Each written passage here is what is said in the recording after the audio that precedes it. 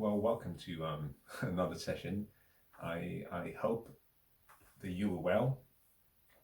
I I would like to speak about the topic that I began in the session yesterday, in which I talked about the topic of divorce, and I presented and I shared some information that came from uh, a legal firm based in the United States about divorces, when they happen, why they happen, and what actually happens.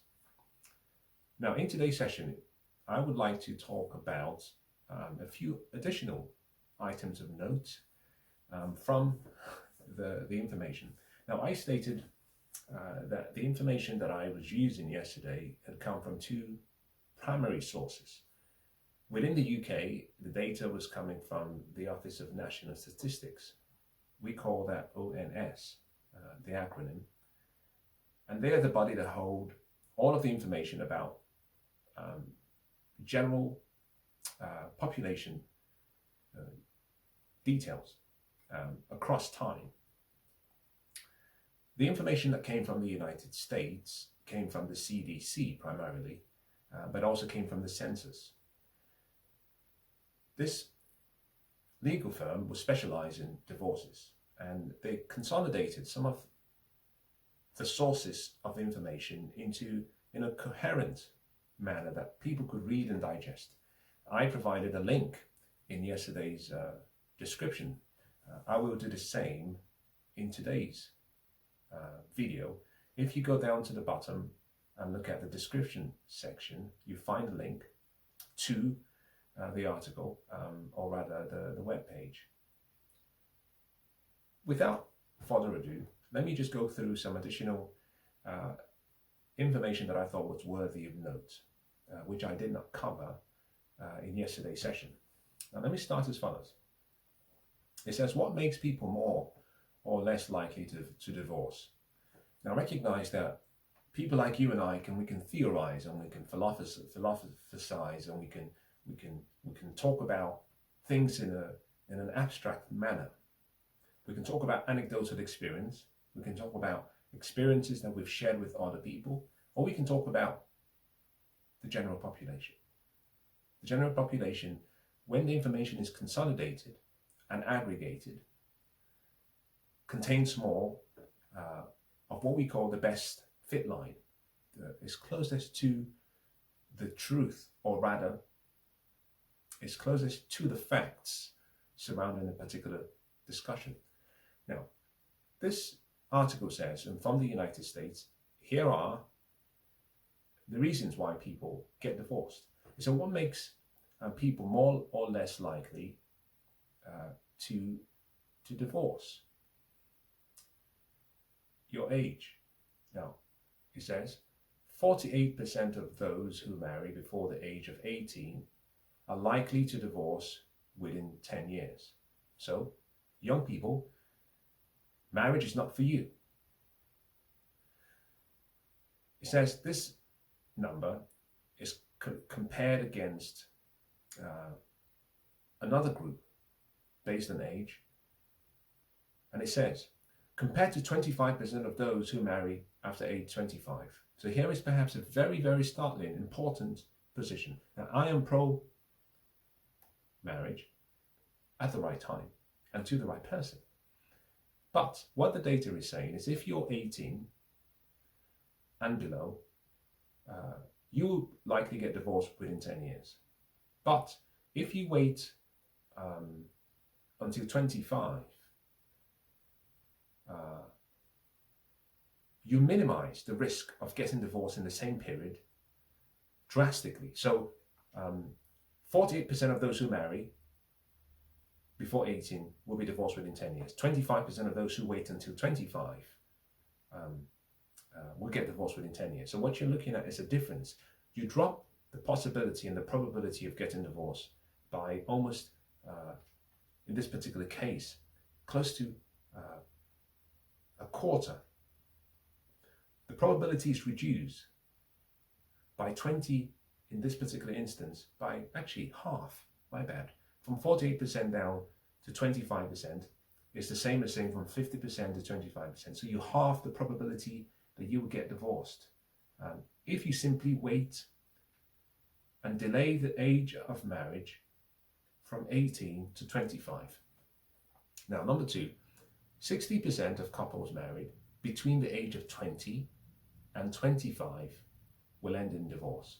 Wow. So in addition to delaying, if for some reason you say, I'll wait until 20, and 20 is the peak of my beauty, which I agree, or 20 to 25 is the peak of my value in the marketplace, both sexual marketplace value, reproductive fertility value, non-sexual marketplace value, which I agree.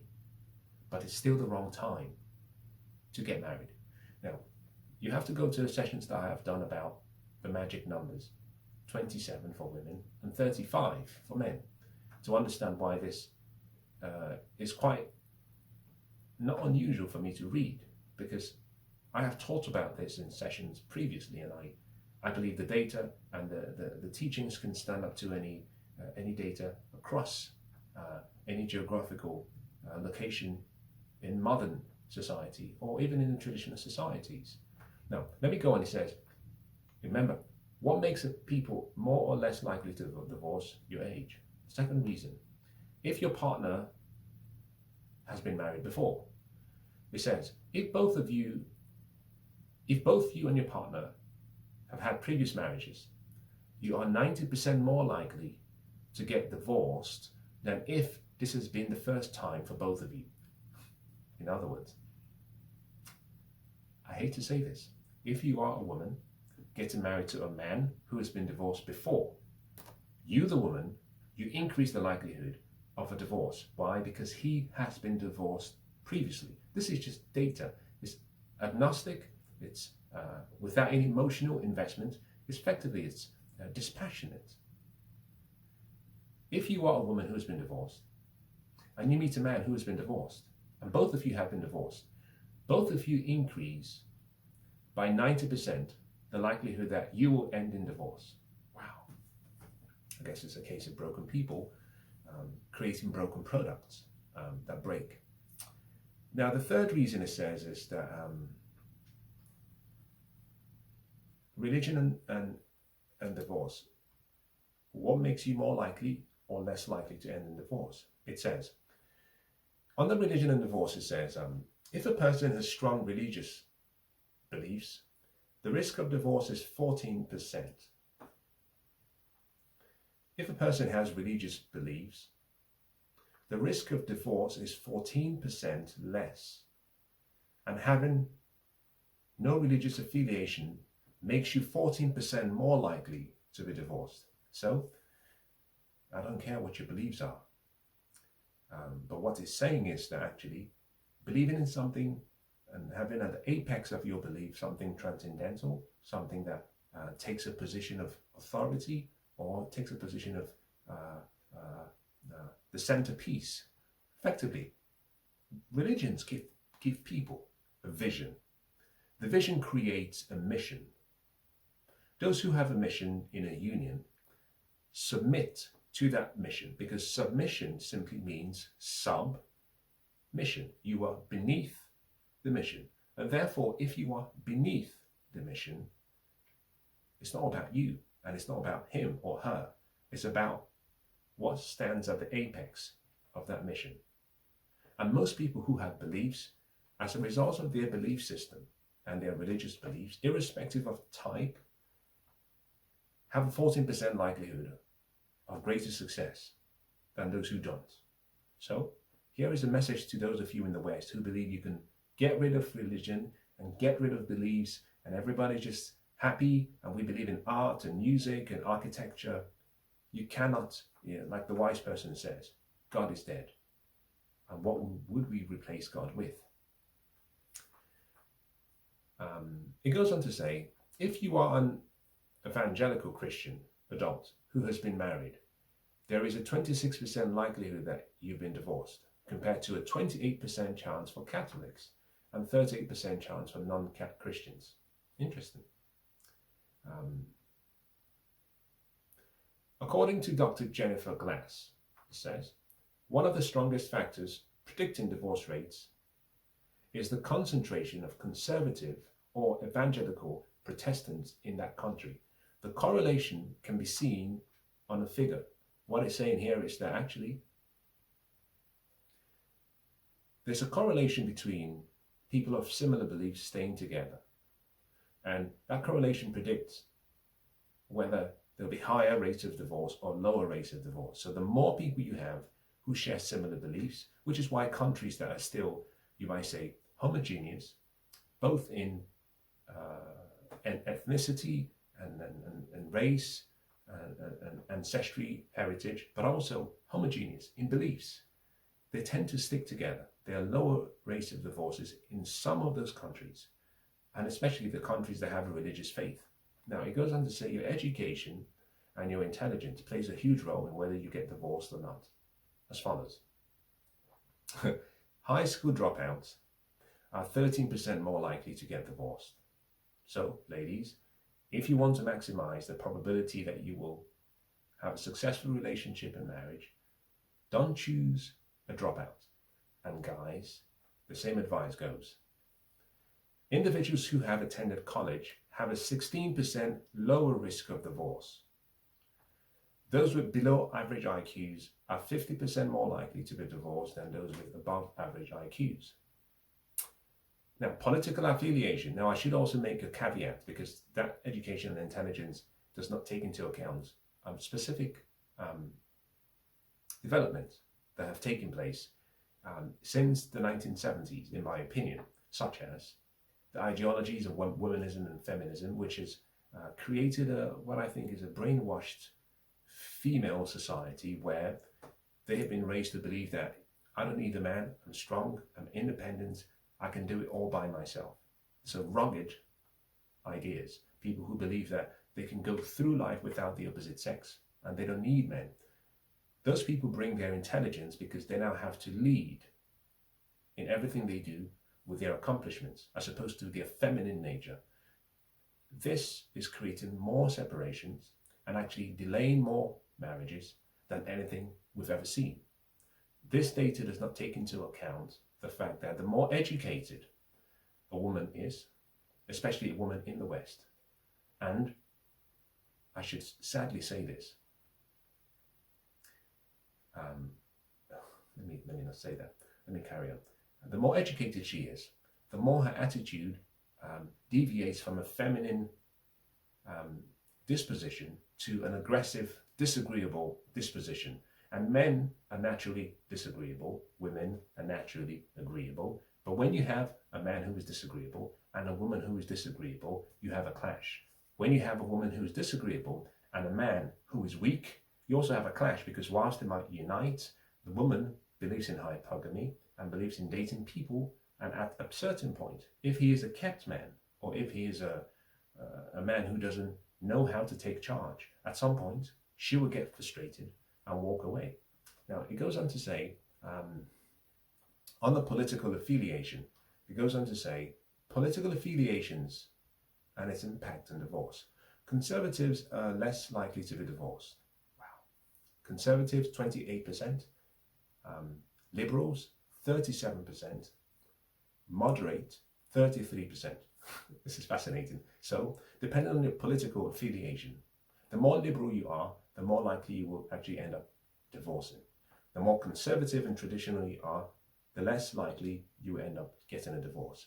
That difference between the both is roughly 10%. So the more liberal you are, if you're liberal in your political affiliations, there's a 10% higher likelihood, it's actually 9%, but you know, just round it up to 10. There's a higher probability that you will end up divorced if you have a liberal political affiliation can compare to someone with a traditional conservative affiliation. I hate to say this one, but it's fascinating. It says, if you live in a red state, a Republican state, you are 27% more likely to get divorced than if you live in a blue Democratic state. Now, that's not necessarily possible based on the previous statement.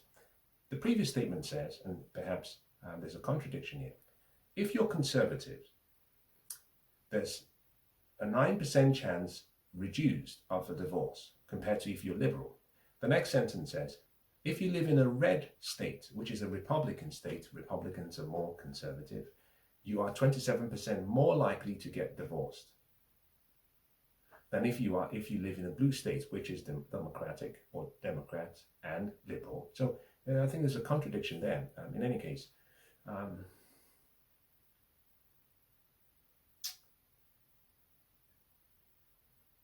this is fascinating. Cohabitation. 60% of cohabiting couples will eventually marry. Encouraging. But it goes on to say, however, living together prior to marriage can increase the chance of getting divorced by as much as 40%. So, my view has always been the same. 6 months should be the maximum time you live with someone. 3 to 6 months. It shouldn't take you more than 3 months to decide or to know whether you want to get married. And as a matter of fact, if a man waits until 35, when you're ready to get married, you will find the right person, and the person comes as part of a package, someone who appreciates the power of a mission, can submit to a vision, and therefore can unite with you. So it's not about you or the person, it's about the vision. And two can walk together if they agree on the vision. Now, sexual history. Oh, rather, before that, where you meet. Interesting. According to the study, if you met your spouse in high school, college, or grad school, you are 41% less likely to get divorced. Wow.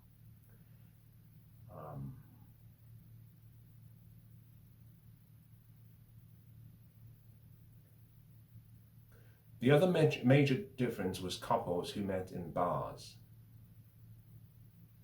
And they were 24% more likely to get divorced than expected. So, where you meet them matters. Now, your sexual history. This is where I stop in today's session. Women who lost their virginity as a teenager are more than twice as likely to get divorced in the first 5 years of marriage than women who waited until 18 or older. Boom. Now, this is the first time I have actually seen that statement. But a few months ago, I did a session where I talked about your body count. And I explained that the higher your body count, and the higher your body count, the higher the likelihood that you have a failed committed relationship for several reasons. But also I stated that those who started sexual interactions and having sexual intercourse before the age of consent were more likely to have higher body counts, and therefore more likely to have had more sexual partners, and therefore more likely to have the issue with pair bonding, and therefore more likely to be unsuccessful long-term in any relationship. In other words, you tasted of the fruit too early, and the fruit tasted so good that you gouged on so much of the fruit to the point whereby you've lost the sense of what the purpose of the fruit was supposed to be for. Remember, everything has a purpose, and every purpose is not always known. And if you do not know the purpose of something, there's a likelihood of abuse. You will abuse or abnormally use the item. Those who do not understand the purpose of sex and who discover sex too early, before the age of consent and before they become adults, unfortunately fail to understand that what should have been a blessing often becomes a curse. The legal firm says, I am right. I think I should give myself a name. I might call myself the Duke of Westminster. The Duke of Westminster is right. I haven't really quite decided that. Usually, you don't get to give yourself a name. Nicknames are given by other people or bestowed on you by our great king. So probably not. And we do have a Duke of Westminster, so I respect him. So I'll just stick to my name. I was right. Let me just say, just for my focus, make myself feel better, let me just say that again. Your sexual history plays a part in whether you get divorced and how likely and how fast you get divorced and whether you stay together. According to the data, it says that women who lost their virginity as a teenager are more than twice as likely to get divorced in the first 5 years of marriage than women who waited until 18 years or older. Wow. It says, a 2011 study at the University of Iowa found that for both men and women,